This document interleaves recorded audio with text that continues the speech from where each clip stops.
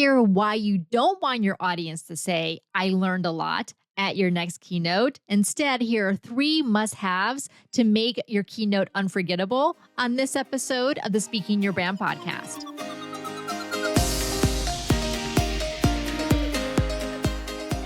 More and more women are making an impact by starting businesses, running for office, and speaking up for what matters.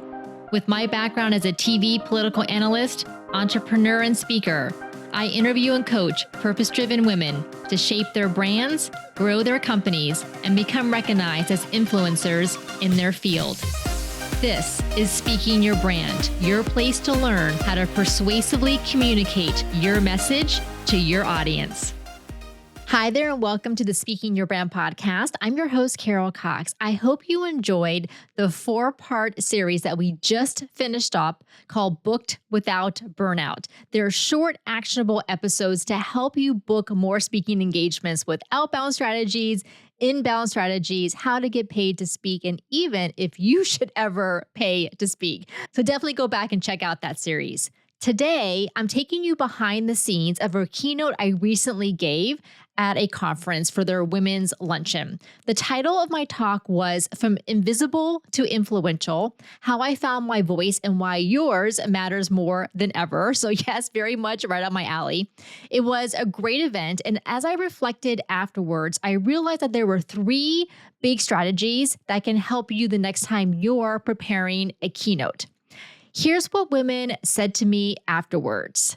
They said it was inspiring. They said it was phenomenal. They said it was excellent. They told me that they really resonated with my story, even though they hadn't been in the exact situation I had been in. They understood what it felt like to use your voice and then lose it and then regain it again. A couple women also, like me, said that they're introverts, and they were really inspired that I shared how I was an introvert, but I still found a way to use my voice, and now they believed they could too. Now, here's what women in the audience didn't say to me afterwards. They didn't come up to me and say, I learned a lot, or thank you for all of those tips and tactical things that you taught me. You do not want to hear that after you deliver a keynote. That is what I call being stuck in the expert trap, especially when delivering a keynote. Because in a keynote, you don't want to inform, you want to transform. But I know that we're so used to giving presentations, whether they're in person or virtual, that we kind of get stuck in this training and teaching mode where we just want to give them a whole bunch of information, a list of things that they can do to improve themselves. But that's not what a keynote is for. A keynote is to provide an experience for the audience, to help them to see something differently about themselves or their industry or their world or all 3, and to have them believe that they can do it. There are 3 strategies that you can use to make this happen. I love working with our clients on their keynotes because I enjoy pulling out of them not only their ideas and the lessons they've learned in their careers and in their businesses, but also their stories and connecting what's meaningful about their story, about their journey, to these lessons that they want to share with their audience. If you would like to work with us to create your incredible keynote talk, your TEDx talk, or your lead generation presentation, we can work with you on any of those or all of those. Go to speakingyourbrand.com and schedule a call with us. I always enjoy talking to podcast listeners, and I would love to hear what your goals are, what you're working on, and potentially how we could work together. Now, let's dive into these 3 strategies that you can use to make your keynote not only unforgettable, but also impactful for your audience. Strategy number 1 is storytelling at the core. And I know if you've been listening to this podcast, I talk quite a bit about the importance of storytelling. When you're giving a keynote, I know the temptation is to fill it with tips, tactics, and takeaways, especially like I mentioned, if you're used to teaching workshops or giving trainings. But your audience doesn't need more information, especially if you're doing a keynote. They want to sit back, they want to relax, and they want to have an experience. So I want you to focus on creating connection and transformation, and that happens through story. In the keynote that I gave recently, and I have shared this particular story in other keynotes that I've delivered as well, came from a time earlier in my career when I was involved in politics. For a while, everything was great until it wasn't, because I became a woman with too much of a public voice and a public presence, and the people who had been my biggest supporters and cheerleaders all of a sudden were not. I was bullied. I was undermined, and I really felt so alone and so vulnerable that I ended up not running for reelection as chairperson and not eventually running for Congress. And it was really devastating. And I lost my voice for many years after that. Now, this story does not make me feel like the empowered woman that I imagined myself that I was back then, or that I like to think that I am now, but the story is really real. It happened to me. And even though I know most of the time in the audience, there aren't women who have had that exact same experience, they may have had something similar. I took that story that I told relatively early on in the keynote. So this was in Act 1 of our 3-act framework. And then I drew 3 lessons from that story that I shared with the audience. So this is really key.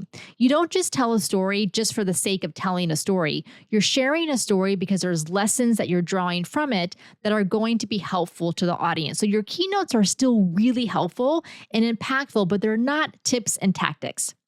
So when you're thinking about your next keynote or that style of talk, ask yourself, what's a story that you could share? What's a moment in your life or your career when things shifted? Now, they could have shifted in a way that you didn't necessarily like at the time, like what happened to me, but you learned something from that. So how can you share those learnings with your audience?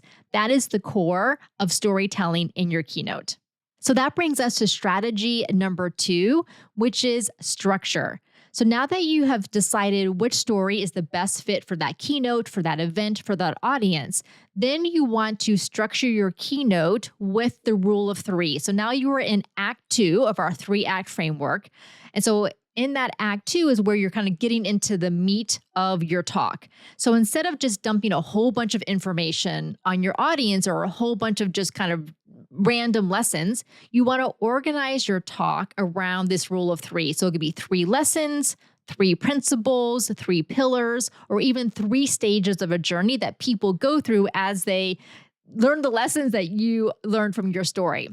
So for my story that I shared, I pulled out 3 lessons that the audience could apply to their own lives. And because it was 3, not 7 or not 10, it was easy for them to follow, remember, and then think of afterwards.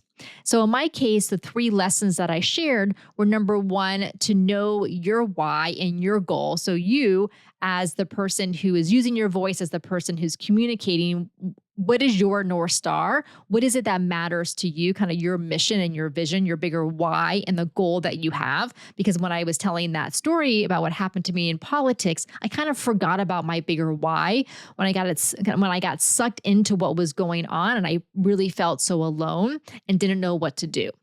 And then the second lesson that I shared was, okay, it's fine to know your why and your goal, but then you also have to know your audience's why and their goal and what they want from communication, because kind of the larger umbrella topic of this particular luncheon was about communication. So I had, what is it for you? And then what is it for the person on the other end, whether it's one person or a group of people that you're talking to. So that was the second lesson. And then the third lesson was the importance of sharing stories, because of course, that's what I'm going to talk about is storytelling. I took my very particular story, but then I found these 3 universal lessons to pull out of it. So when you're working on your keynote, resist the urge to say all the things or to draw a whole bunch of different lessons from it. Instead, think of 3 key things, 3 lessons, 3 principles, or 3 stages that you can share with your audience. Strategy number 3, and this is one I feel like a lot of keynote speakers forget to do if it doesn't come naturally to them, is humor and audience participation. If you're used to giving workshops, you're probably used to having the audience interact with you, especially if you're doing workshops of maybe 20 or up to 50 people. It makes it a little bit easier to have audience participation because it's expected. With the keynote, audience participation is more unusual, especially at a luncheon. Fortunately, when I started my delivery, they had already finished lunch. They were kind of starting on dessert. It's really hard to be a keynote speaker when people are eating lunch, like actually eating the main course. If that is a situation you find that you might be in, see if you can talk to the event organizers about adjusting the timing so that at least you're starting your talk when they're kind of finishing clearing the main plates, because otherwise you're competing with, clinking of the silverware on the dishes. Okay, so they had finished their main meal and they were kind of having dessert.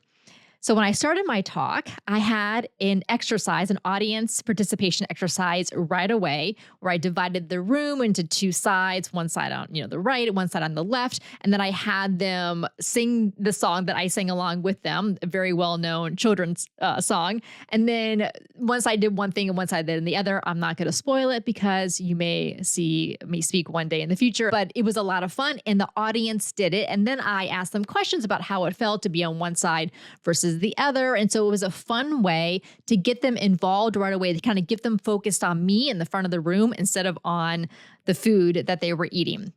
And then at the very end of the talk, I brought it back to what we had started with at that beginning with that exercise. And so I had everyone stand up and do this fun thing. Again, I'm not going to spoil it here with what exactly it was, but it was energetic. It left the keynote on a high and it got the audience involved from the very beginning until the end. So just because you're delivering a keynote at a luncheon, just because you're delivering a keynote to a large room does not mean you can't have audience participation. You can. Now, the next part of this third strategy is humor. Humor is so important for every talk that you give, especially for keynotes, because again, keynotes are not about trainings. They're not about a whole bunch of tactical things that you're giving people. They're about an experience. And the way that audiences remember things is through emotion. Emotion could be wistfulness, it could be nostalgia, it could be a little bit of not you don't necessarily want to make your audience sad, but you could have a story that's a little bit heavier. And then especially you have to make sure that you lighten the tension with humor. Usually I will naturally say something funny just in the course of delivering my talk, but I don't leave that up to chance. What I do is after I've created the outline for my keynote using our signature talk canvas framework, and then I start working on the slides, then I go back through the slides and I find places where I can intentionally add humor. Because if I don't, I may forget it or I just may kind of just say something as an aside, but it doesn't really have the impact as actually seeing something on a slide, like a funny GIF or a funny image or a funny video clip. So I go back through my slides and I try to find at least 2, if not 3 places where I can add slides that have something humorous on them. So in this case, I had a couple of funny memes. Funny GIFs and funny memes are a great way to easily add humor to your talk. Now, for the humor, you're not making fun of the audience. You're not making fun of their industry or the work that they do at all, unless you are one of them. If you are also, say, a physician and you're talking to a room full of physicians, yes, use appropriate humor that they would find funny. Now, if I'm talking to a room full of physicians, and I am not, I would not make a joke about physicians because I don't really think that's appropriate and they probably wouldn't find it that funny. Instead, I like to use self-deprecating humor because that makes me more relatable to the audience, but not self-deprecating humor that harms my credibility. We did a whole episode about this earlier this year. I'll put a link in the show notes about how to use self-deprecating humor appropriately, but that is really effective. And of course, you never want to make fun of someone, so I never do that. I really do it in kind of pulling aspects of my story or the lessons that I learned and using that self-deprecating humor in that way. When you use humor and audience participation, it shifts the energy. It creates connection between you and the audience with each other. And it really does make your talk so much more memorable and impactful.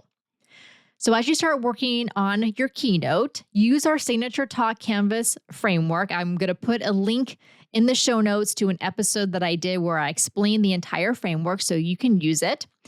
Put storytelling at the core. Think of that story that really impacted you, that shaped you, that would be relevant to the audience and to the topic that you're talking about.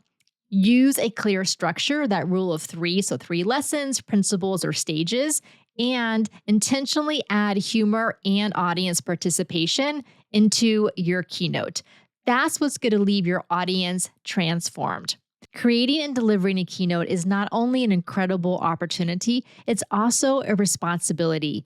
You want to deliver an impactful and memorable experience for the audience and, of course, have the event organizers look great. I love working on keynote talks with our clients because I serve as your thought partner and your creative partner. We have sessions on Zoom where we map out your talk using our unique and proven signature talk canvas framework. We've used this framework for hundreds of our clients' talks as well as our own. So I'm asking you questions about your stories, about your thought leadership ideas, about the conversations that you want to contribute to that are going on in your industry, in your topic area. And then I map out with you your entire talk from beginning to end, that compelling opening with the closing that ties it all together, and then taking the audience on that journey of the lessons, the principles, or the stages that you want to share with them. It truly is a co-creative partnership between me and you. We find places to add humor and audience participation so that you have a keynote talk that you love, that you're confident delivering, and that truly feels like the message that you want to share. Whether you've been asked to deliver a keynote already and the date is on the calendar, or you know you want to be a keynote speaker, that you have a message that you would like to share with more audiences, I would love to talk with you about working together. The best thing to do is to schedule a consultation call with me.